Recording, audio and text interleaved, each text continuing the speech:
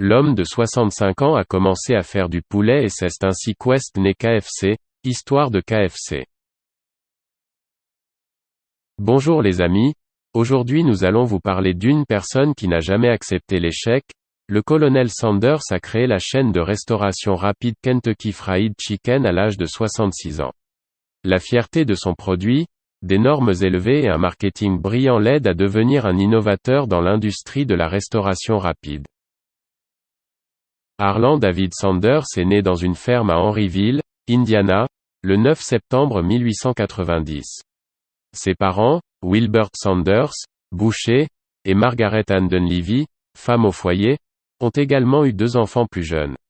Le père de Sanders est mort quand il avait 5 ans, alors sa mère a pris un emploi pour éplucher des tomates dans une conserverie et a gagné de l'argent supplémentaire en cousant la nuit. Sanders a dû s'occuper de ses frères et sœurs, apprendre à cuisiner pour pouvoir les nourrir. Il a occupé son premier emploi à l'âge de 10 ans, travaillant dans une ferme voisine. Parce que la famille était si pauvre, Sanders a quitté l'école après la 6e année pour pouvoir travailler à temps plein. Sa mère, désespérée d'améliorer la situation financière de sa famille, a épousé un agriculteur et a déménagé la famille dans la banlieue d'Indianapolis lorsque Sanders avait 12 ans. Sanders se battait souvent avec son nouveau beau-père.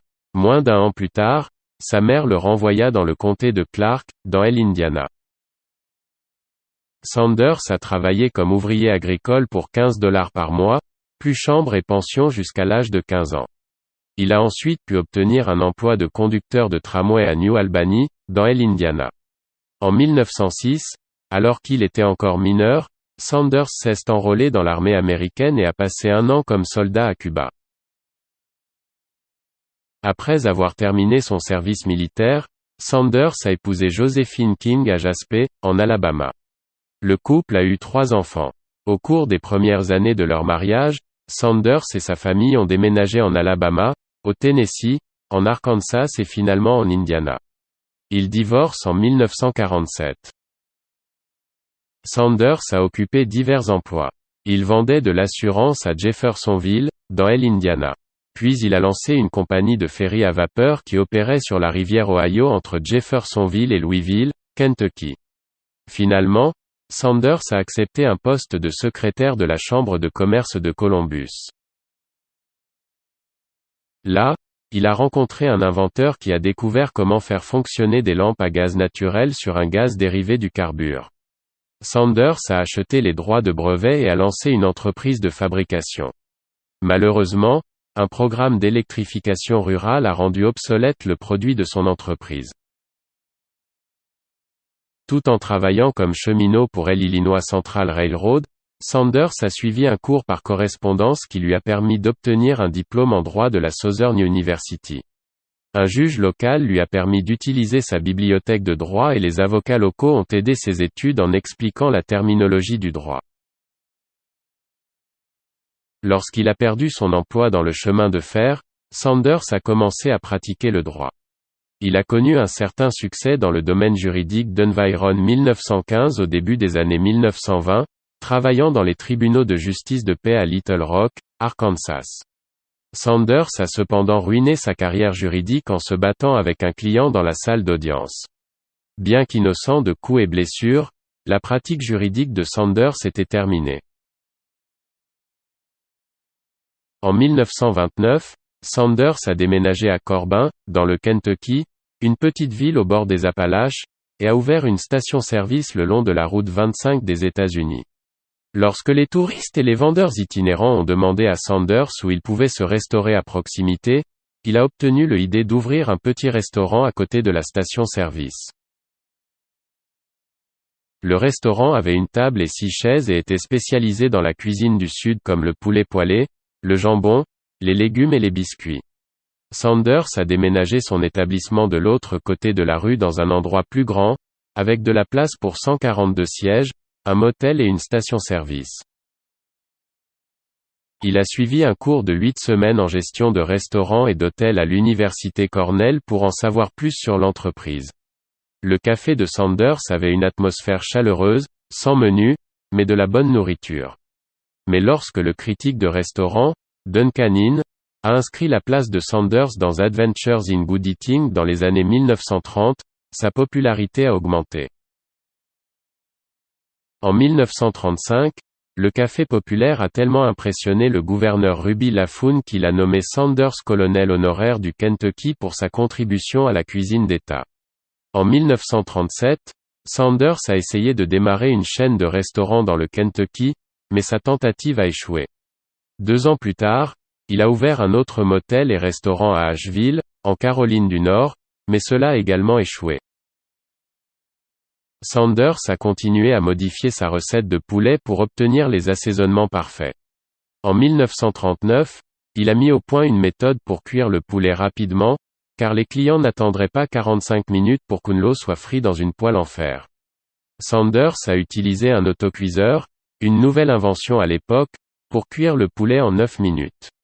Il a découvert que le poulet cuit de cette manière s'est avéré moelleux et savoureux. La méthode de Sanders est toujours utilisée aujourd'hui. En 1949, Sanders a de nouveau été honoré du titre de colonel du Kentucky, cette fois par le lieutenant-gouverneur Lawrence Weatherby. Sanders a commencé à utiliser le titre de colonel et à s'habiller d'un costume blanc, d'une chemise blanche, d'une cravate noire, de chaussures noires, d'une moustache et d'une barbiche blanche et d'une canne se donnant l'apparence d'un gentleman du Vieux Sud.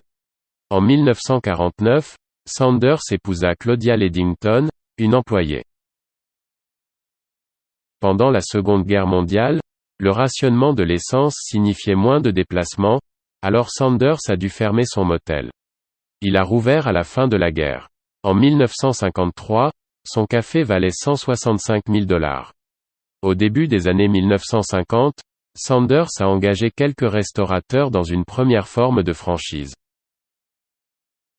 Il leur enverrait son assaisonnement, fabriqué à partir d'une recette secrète de 11 herbes et épices s'il acceptait de lui payer 500 pour chaque poulet cuit avec. Pete Harman, un restaurateur de l'Utah qui avait rencontré Sanders à Chicago lors d'un séminaire pour restaurateurs, fut son premier franchisé. Harman, déjà un homme d'affaires prospère, est crédité d'avoir créé les stratégies de marketing qui ont fait le succès de l'entreprise de Sanders. Harman est également responsable de l'invention du nom Kentucky Fried Chicken, de l'introduction du seau à emporter et de la création du slogan Bon à lécher les doigts. En 1956, le gouvernement fédéral a fait des plans pour construire une nouvelle autoroute, contournant Corbin. La valeur du site de Sanders a chuté et il a vendu aux enchères la propriété pour $75 000 pour payer ses dettes.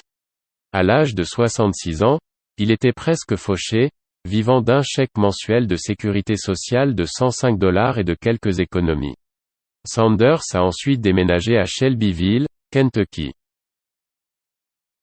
N'ayant rien à perdre, Sanders a pris ses épices et son autocuiseur et a voyagé à travers les États-Unis dans sa Ford de 1946. Il a visité des restaurants, essayant de convaincre les propriétaires d'utiliser sa recette. Sanders n'a pas eu de chance avec les meilleurs restaurants, a déclaré John Neal, un franchisé. Ils l'ont tous jeté hors de chez eux.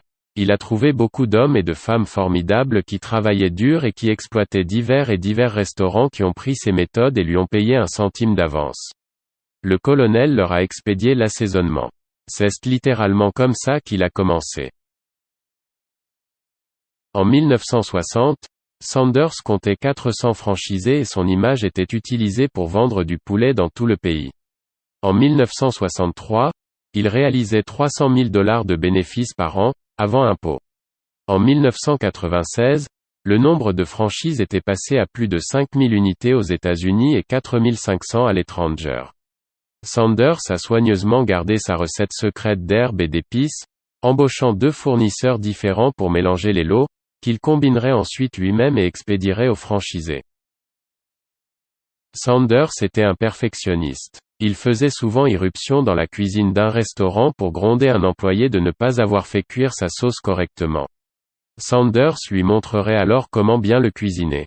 Ce dont je me souviens à propos du colonel, c'est qu'il était très soucieux de bien faire les choses, a déclaré Jackie Trujillo, président de Harman Management.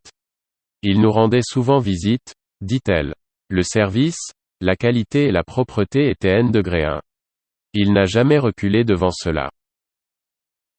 En 1964, Sanders a vendu à un groupe d'investisseurs, dont John Y. Brown, Jr. et Jack Massey, pour $2 millions. Il s'était inquiété de vendre l'entreprise parce qu'il craignait que les nouveaux propriétaires ne maintiennent un produit de haute qualité. Ses amis et sa famille ont finalement persuadé l'homme de 74 ans de se séparer de son entreprise. Le 6 janvier 1964, il conclut l'affaire. Outre les $2 millions, il a reçu un salaire à vie de $40 000 par an, plus tard augmenté à $75 000. Sanders a été le porte-parole de l'entreprise, faisant des apparitions personnelles et des publicités télévisées. Il a conservé ses droits canadiens dans l'entreprise et a établi une fondation au Canada, remettant ses bénéfices à des œuvres de bienfaisance, telles que des églises, des hôpitaux, les Boy Scouts et l'Armée du Salut. Il a également adopté 78 orphelins étrangers. Kentucky Fried Chicken est devenu public en 1969 et a été acquis par Hebelin Inc. 2 ans plus tard, en 1974, Sanders a poursuivi l'entreprise parce qu'il n'aimait pas les changements qu'il avait apportés au produit. La poursuite a été réglée à l'amiable pour plus d'$1 million. R.J. Reynolds Industries a acquis Kentucky Fried Chicken en 1982.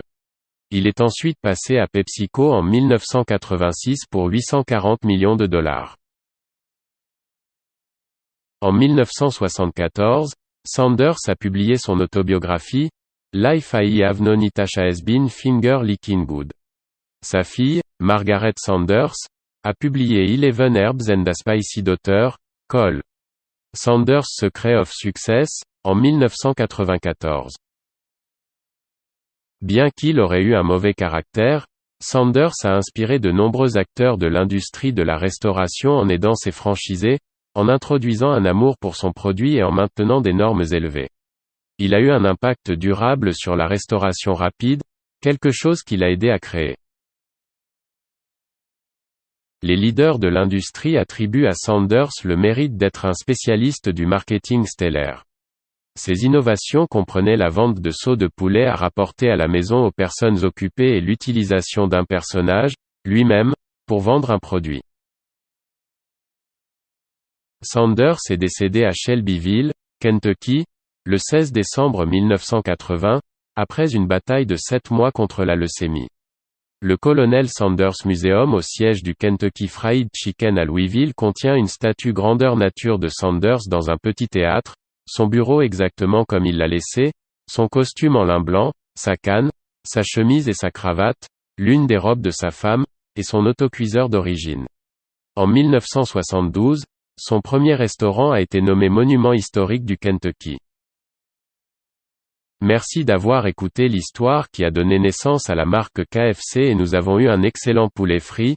Dites-nous ce que vous pensez de sa vie dans les commentaires et discutons ensemble. Si vous trouvez la vidéo bonne, ne regrettez pas un j'aime et partagez-les. Au revoir et à bientôt dans les prochaines vidéos. Merci.